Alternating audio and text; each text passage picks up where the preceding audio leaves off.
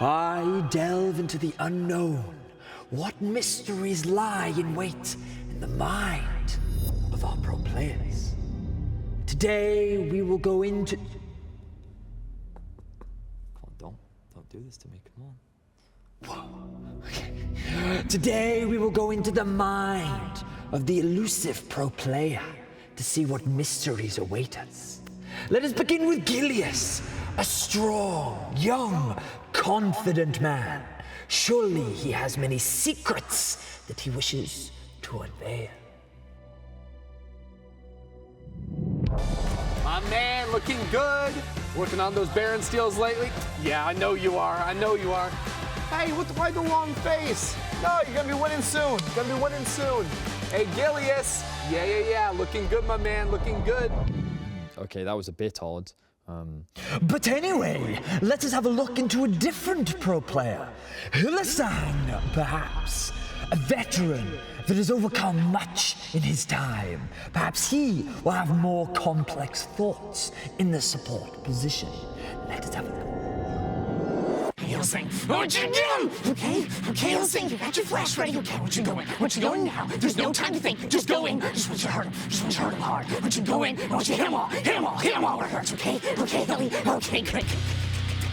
Angel, don't you have something to say? You know better than this, Hylissang. Get in there and fuck him up now, please. Wow, okay, shouldn't really be surprised. Okay, Okay, let us try a young blood, someone on the rise, looking to challenge the top. Larson, a king of the sands, one who only knows success. Surely he has some good insight into the mind of a pro. You are an emperor. You will rule all Shurima. You are the true MVP. It's time to shuffle, baby. okay, oh, wow, okay, think of someone who might be a little normal. Come on, someone. I've got one. Oh, yes. Perhaps we should look at the mind of a champion, perhaps someone who only knows success. A king of the jungle, Yankos. Surely he can give us some good insight into the mind of a pro. Please. Oh, no. No, not the situation. Happy thoughts. Grabs won't get you. No, happy thoughts. It's gonna be okay. It's gonna be. Oh, it's just Lee Sin. It's gonna be all right after all. No, God! LWX is on No, God, please, no! Is No! No!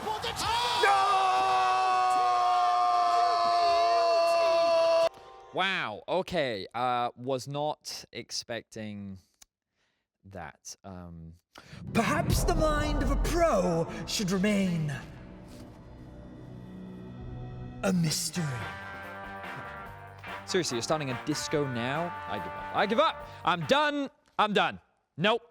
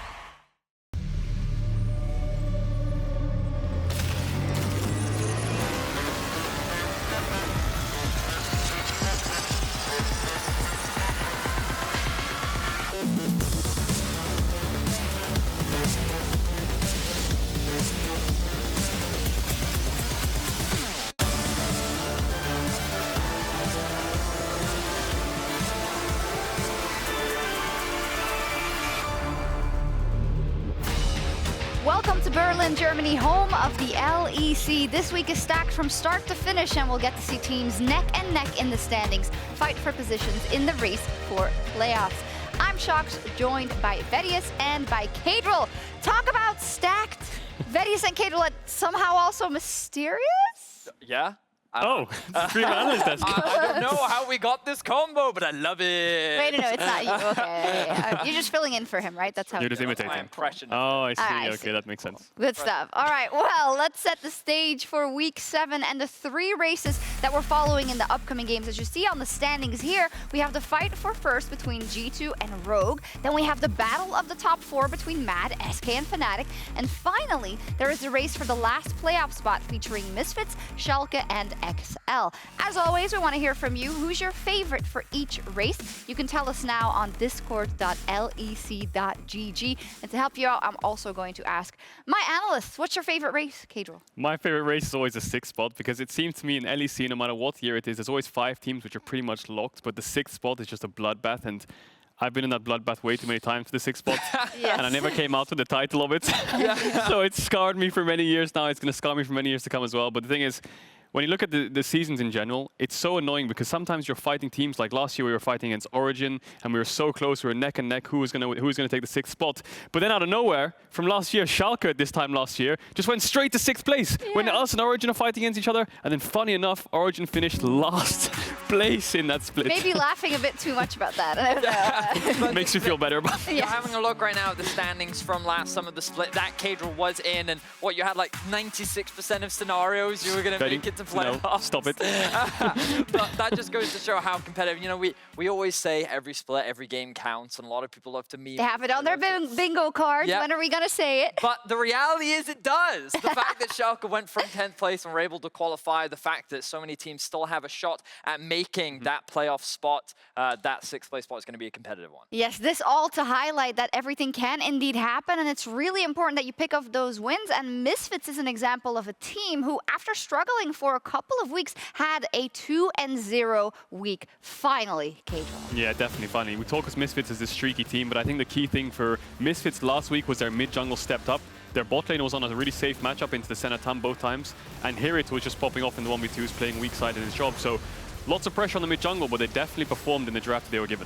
I think we heard from the Fisher last week that the team seems to have found a little bit more of an identity, and that was something that they were lacking for the vast majority of the split. Crucially, as you mentioned, Vito getting a champion that he can have success on, I think was extremely important for this team to find, and this Rise pick seems to be a big one, and you can't just keep banning out Vito picks, so the more champions he gets, the more versatile this team becomes, and the stronger they ultimately get. Yes, and hopefully we'll level up the entire team. Yeah, I think that's the key for these teams coming into the end of the split, right? You've had 5, 6, 7 weeks to perform now to scrim, even the boot camp before the season. What's your identity? What's your playstyle? You saw XL's identity was late game at the start. Misfits has started to find their identity. Schalke had this one playstyle identity they sort of lost over the last few weeks. But I think the teams need to find their identity now because these best of ones are so important. That they are, and one team that has definitely found their identity and found the wins to go alongside those, SK Gaming, the informed team in the LEC right now. And I know you don't want to hear this, but they lock a spot in the playoffs in 99% Don't say it. Don't say it. Last year was 96% for us, 99% for SK, but I'm definitely on the SK hype train here. I mean, they're looking so good. The young blood coming in terms of Tinks, Treats was always hyped up on TSM. Put him on a starting roster, put these players to the LEC. They're finally here, they're showing up, and when we had Treats on a Euphoria, we asked him, how do you find these engages? How do you bring the team and clutch these games out for your team most of the time alongside Tinks? And he just said, well, I just kind of just go in and then hope for the best. I think Treats is a treat to watch. Yeah. The man is Don't so overuse that impressive. phrase. But I'm such a huge fan. I love what we're seeing from him, and especially coming into the split, we were talking about how competitive it feels our support pool is with introductions to players like Trimby, Vander still being in the roster, but we now have Treats making a strong case for being top 3 supports in the region right now, and I think it's difficult to have that level of impact, but he's doing a fantastic job in SK. Absolutely, I love that you said that because it's difficult to have that level of impact, especially on a roster that's only just been formed and you're trying to figure everything out, and they are not shooting blanks. They are playing phenomenally. Let's check in with what the people said on Discord. So, in the fight for first, you voted for G2 to be first with 1,030 votes. Okay, maybe I can see it. I guess G2 has a lot of fans, of course. Fnatic in the battle for the top 4 with 510 votes. Not surprised there. And Misfits, though, in the race for playoffs with 515 votes. So, yeah, tight race there. The fans think the Misfits will actually make the run. I like it. I think that it's going to be very close, but the 2-0 last week, a very big deal for Misfits indeed. That it is. And when we talk about the battle for first, of course, the winner of the LEC Spring 2021 will represent EU at MSI in Iceland. And I don't have to remind you that Europe are, in fact, the reigning champions, and they will have to grab the trophy from our dying corpse hands, the LCK and the LPL, if they want it. I cannot wait for the MSI tournament. I think that both G2 and Rogue look incredibly strong right now. I think that right now they are the front runners, and if we would send either team, I think that we're going to put up a good fight internationally. They have to climb one of these mountains before they can start. Oh, is that the trials? Volcano, eruptions will be happening. It's going to be awesome. In a blimp in the sky or something. Yeah, no, Vedius is definitely right. I think you would question sometimes how how Europe would do at international events, but they've always had the staples in G2 and Fnatic. But MSI is one team, and I think the two teams we've got at the top in Europe are definitely stacked. So I think no matter what happens, whichever team goes, I think Europe will do really well. So excited to have MSI back, honestly. Now, one of the favorites of MSI, or at MSI rather, is the LPL. And Vedius, last week a certain mid lane pick caught your eye. That it certainly did, Sjokz, because it is time, for the first time on our broadcast, to bring about the Vedi valuation, the place where players, and PogChamps are evaluated by myself. Today, we're looking at Doinb's Nocturne mid lane from the LPL match between FPX and JDG. Doinb, of course, is a former world champion from 2019 and is known for trying out new picks on stage like his infamous Nautilus, and last week, it was finally Nocturne's turn. Now, for those that don't know, I'm a bit of a Nocturne aficionado. I don't mean to brag, but I even have a montage video. Anyway, I am a big fan of the pick, so let's have a look at how Doinb used it to get a win over JDG. First, let's take a look at the build. I believe there are 3 ways to build Nocturne: Assassin, Duelist, and Bruiser. Doinb in this game decided to go for Tank Turn. You can see in the Resolve tree taking these defensive runes along with the Conqueror, which is a little bit more consistent with that tank itemization. A build that's becoming more popular among many Nocturne players. The idea is that you can act as an engage for your team while also still acting as a damage threat without getting one-shot. Stride Breaker is the core part of the build alongside Starax, and then there's a bit of flexibility with the rest of the build depending on the opponent's team comps. Let's look at the team comp that it was actually played in. This comp is just so beautiful for Nocturne. You have the AP AD damage split for the mid jungle, and a lot of champions that want to dive in alongside the Nocturne. The Nard, the Kai'Sa, and the Rel specifically. This combo is so good for engages because of her E, and her follow-up is really strong too. Overall, I love the comp and hope we can see more things like this in the future. Now, while I'd love to sit here and talk about his laning phase for 30 minutes, unfortunately, we don't have time for that. But we are here to evaluate his Noc mid, so I have a few replays we can look at. Let's have a look at the first one. So here, Doinb is using the Karthus Noc combo to get an early pick. Personally, I believe that if he had the lethal tempo, he would have actually had enough damage for the kill, but as you can see, he doesn't quite pull it off. So he loses a point for this, but the decision itself was a good one. Moving into the next clip, Doinb goes for another pick, but this time he's able to pull it off. The biggest difference here is that Syndra doesn't have a tower to flash to, and Doinb has the completed Stride Breaker. Good execution, which made better as he chases down more kills. Overall, good use of Nocturne's early roam and dual potential to help secure the top tier 1 early on. He actually does this a few more times in the early to mid-game transition, making consistent cross-map plays towards Noguri. Now, we have a quick, short, and fast one coming up, where Doinb has very little health and mana, yet still chooses to dive Yagao. Could have gone out if Chris wasn't stunned, but he earns respect points for this one. This was a solo kill, remember? How broken is Nocturne? Now, we're going to see a not-so-great fight from Doinb, but wanted to highlight quickly the Rel Nocturne combo. Notice how easy it is to lock down a carry to set up for the follow-up. The fight itself would have been a little bit cleaner had his team been a little bit closer, but I do like the idea. Now, as we see the rest of this fight, I have one last clip for you, and I wanted to show you how useless Nocturne is without his ultimate. He just kind of walks around and can't hit anyone. Stride Breaker helps a little bit, but he's just honestly an awkward blob soaking damage. He did 795 damage in that fight, so yeah. Anyway, overall, I would give Doinb 4 out of 5 Vedis for that performance. Good pick, great comp. I like how often he went for duels and picks, and he did well outside of a couple fights where he misplayed a little bit, but overall, really great job, Doinb. And LEC players, let this be a lesson to you. Nocturne mid lane, it's OP. You should think about picking it. We now have 2 LPL mid laners that's picked this Nocturne pick, Sjokz. So, are you thinking about joining maybe, huh? Yeah, I'm thinking about it. I mean, how do they keep picking this and giving you more legitimacy in your Nocturne knowledge? I don't know. On to another topic, though, because here in the LEC, of course, we're not at the playoffs just yet, but in many of the ERLs, the European regional leagues, we already are. So I am joined by a very special guest to talk about some of those playoff races. Guldsborg. Close enough. Well, you're Danish, so how would I pronounce it if it was perfect? Guldborg. Guldborg. Okay, very difficult. Oh my God, I've never had someone laugh that much after I pronounce their name. But thank you so much for joining us. You are, of course, very active in the ERLs, namely as a caster for the NLC. So tell me, which leagues are you most excited about coming into the playoffs?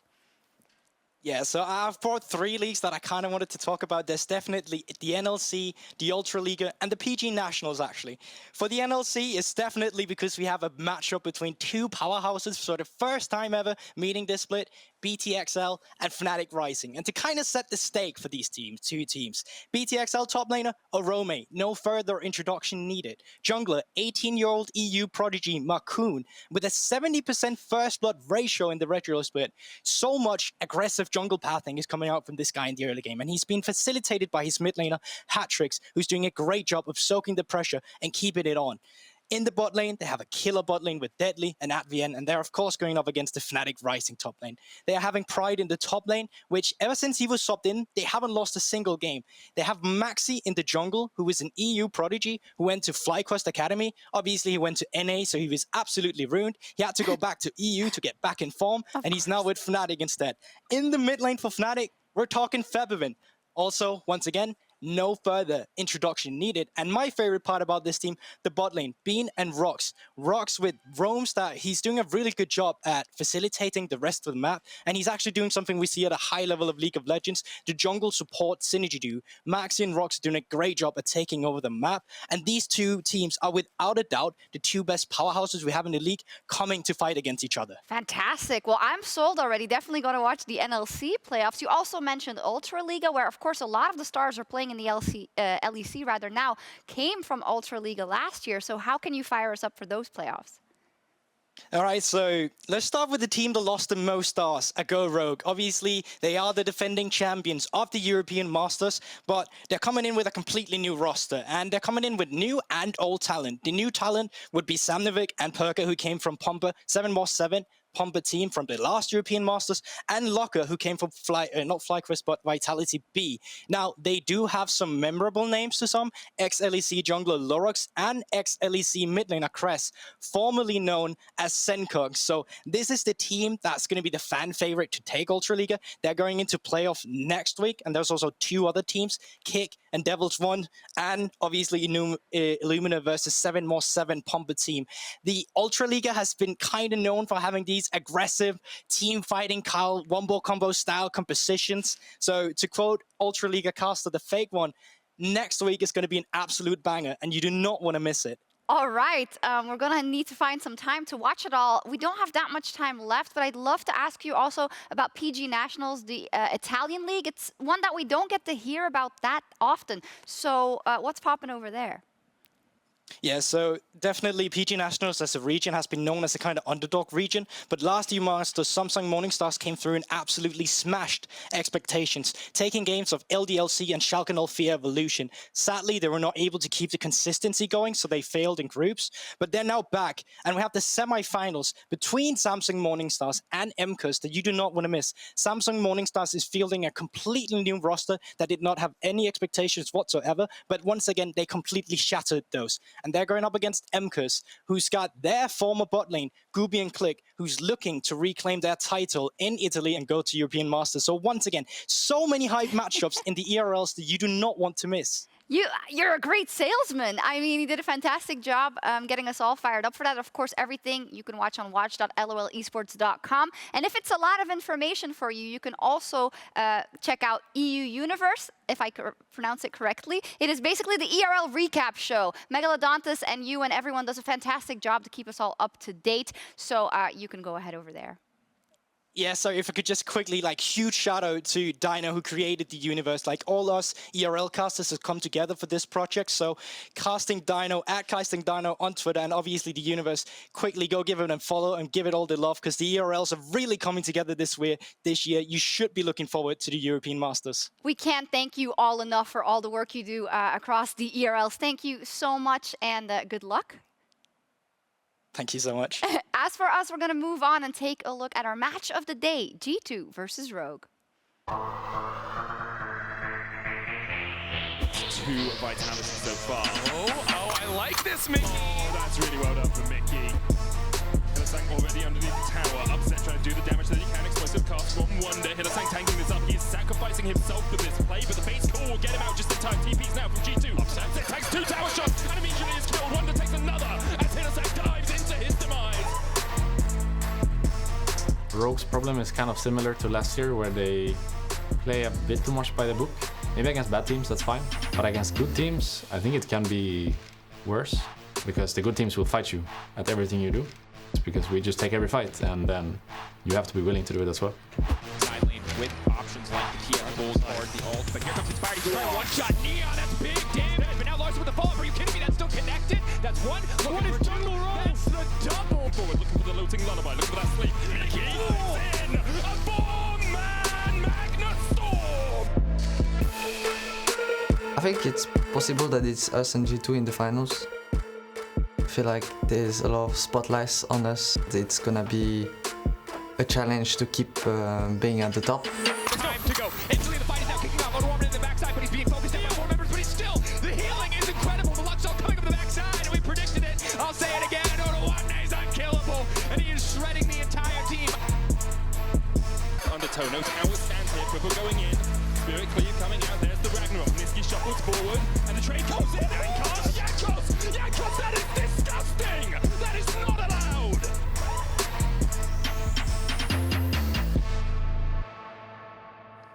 You're saying, oh, this isn't the match of the week. No, it's the match of the day, and you get a match of the week tomorrow. You get it all, no complaining. And whoever wins this game is likely to get first seed, the 2 best teams in the league, and Rogue has never beaten G2 in the regular season. That's crazy to me, isn't it? Because I think that in best of ones, G2 always seems to get the advantage, but even last year in the best of 5, Rogue almost actually beat G2. So to me, this is like obviously the most hype matchup in terms of gameplay, in terms of the best teams in Europe that has to offer, essentially. It's crazy how Rogue have risen as a competitor, because G2 over the last 2 years have only been going from what seems like strength to strength, you know, MSI Championship, World Finals, all these impressive accolades, whereas Rogue have been building and biding their time, building the perfect roster, and now they're here to challenge the top, and they have a roster that can definitely do it. And let's take a look at the draft from last time they met, because it was a great game. Unfortunately, Rogue wasn't able to snag away to win. Yeah, the thing is with this draft, Rogue was playing such aggressive comps, because I remember talking to one of their coaches saying when they get to Worlds, they want to make sure that they can show up at Worlds. Not just get to Worlds, they want to show up. So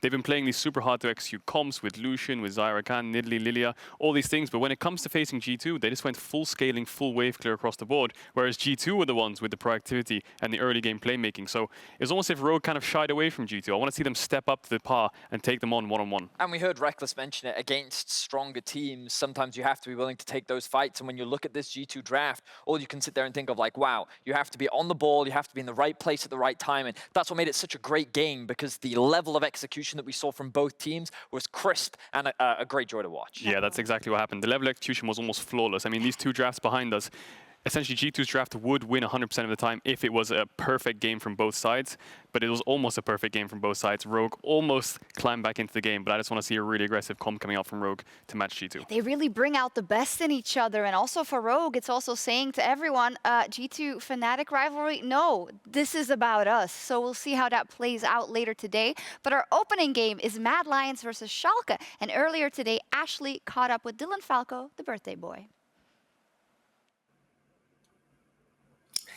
Thank you, Sjokz, and I'm joined by Dylan Falco, the head coach of Schalke 04. Thank you so much for joining me for this interview, Dylan. Yeah, the race for the playoffs is closing down and every match counts more than ever. How's the team doing and how are you doing yourself?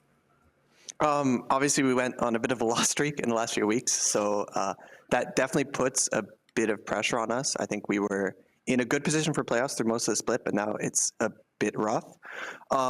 As far as behind the scenes in our practice, I more feel like we've been steadily improving throughout the split, even though the results have been kind of the opposite. I think this last week we improved a lot, and I think we have a very good plan going into this week. So I'd say overall, actually, we're feeling pretty good.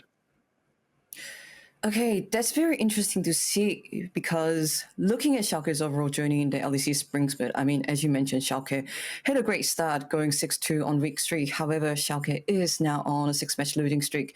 And some people might say that that has happened because Schalke has been figured out, the Schalke's game style, high pressure bot 2B poo, prioritizing on specific strong champions. Do you agree with this statement, or do you have anything to add on this possible opinion?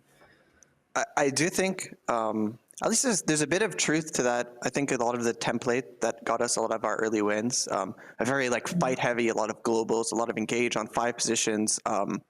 We use a lot of picks like Pantheon, for example. Like on these newer patches and the way teams are now drafting and playing out their early games, it definitely was a lot less effective. And I think that's part of why we started to struggle a bit. But that being said, I think even though we won those games early in the split, we had a lot more issues underneath that we had to work on. So we've been, even when we were winning these games, we kind of knew that we weren't there yet and we had a lot of work to do. So I think like behind the scenes, it's a bit of a different perspective for us. So I think we're finally getting there, like these last 2 weeks. Okay, I'm really glad to hear that Schalke is like continuing to work on the behind the scenes sense. In that case, what can we actually expect from Schalke in week 7 and onwards games? Will we expect Schalke to double down on what it considers to be the winning formula, or we will potentially see a different play style from Schalke for today and tomorrow at least?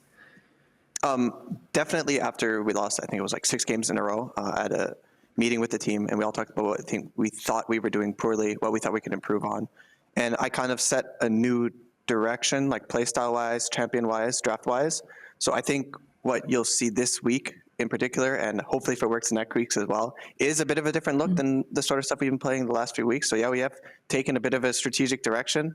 As for what specifically it is, I think it's just something that's going to be a bit more aggressive. I don't want to get into the exact picks too much, but yeah. Okay, we'll definitely be looking forward to Schalke turning up on the stage today.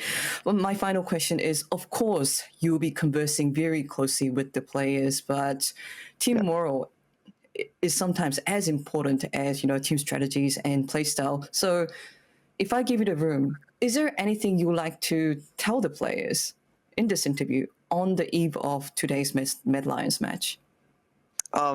Honestly, from inside of Schalke, like, I don't think team morale has ever been an issue. As long as we have the staff we have and players like Gilius on our team, we could lose as many games in a row and we will still believe that we can come back and be one of the top teams by the end of the split. So I think I would just tell my team, obviously, just to believe in our practice, to believe in their skill as players. But I think we're pretty good on the morale side. Okay, thank you so much. And I'll sincerely look forward to some more Schalke magic on the Rift today. Best of luck for the Mad Lions game. Yeah, thank you very much. Thank you very much. And back to you, Sjokz. Thank you very much. Good to hear that the morale is still high, but the wins aren't there. 6 losses in a row so far for Schalke, and we heard a lot about a different approach. So we pulled up the drafts of both the Mad Lions and Schalke from last week. If we want to wager what is going to change in what we've seen from Schalke's plans up until now. Yeah, Dylan said that they're going to implement a new playstyle, which I think is very necessary. I mean, I think week 5 they lost to back-to-back Skarners, which they didn't respect in the meta evolving. And this week 6 that they played such an aggressive mid-jungle top in the sense that they were drafting this TF and Nidalee and Tristana and Lucian and all these winning lanes in a way where it's like your mid-jungle has to snowball the game because your bot and your top are kind of either farming or they need assistance. So if you look at both teams here, you can see Mad Lions and Schalke have drafted the same thing.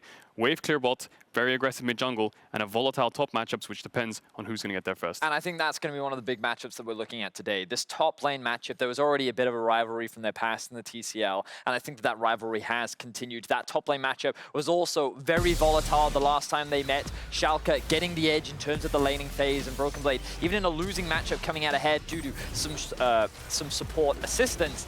But later on into the game, I felt like Armut was able to have a much greater impact on his Jace. So that matchup is definitely going to be one we keep our eyes on. Yeah, and Armut's played so fantastically in this last time. I mean, he was 0-2, he lost his tower in a losing lane, like Vedius said. Came into the fights, picked up so many kills. I think he finished almost legendary in the game. Yeah. So I'm interested to see how this top matchup goes. I mean, Broken Blade, we know him for such aggressive picks like the Renekton, which we saw in week 6, but he didn't actually get a single kill in that week 6. So I attribute Broken Blade more to the Aatrox, more to the Camille, and Armut a lot more flexible in a sense, but Broken Blade just a stronger carry overall. So I have to see how that top matchup pans out. Yeah, we haven't talked too much about the Mad Lions outside of the top lane, but of course super important for them getting a good position in those playoffs and that race for playoffs. And for Schalke, null fear, yes, it is time to win a 6-game losing streak. You can't even make funny memes out of that anymore. It's now or never for Schalke, who need to reignite the flame for the miracle run if they want to make it to playoffs.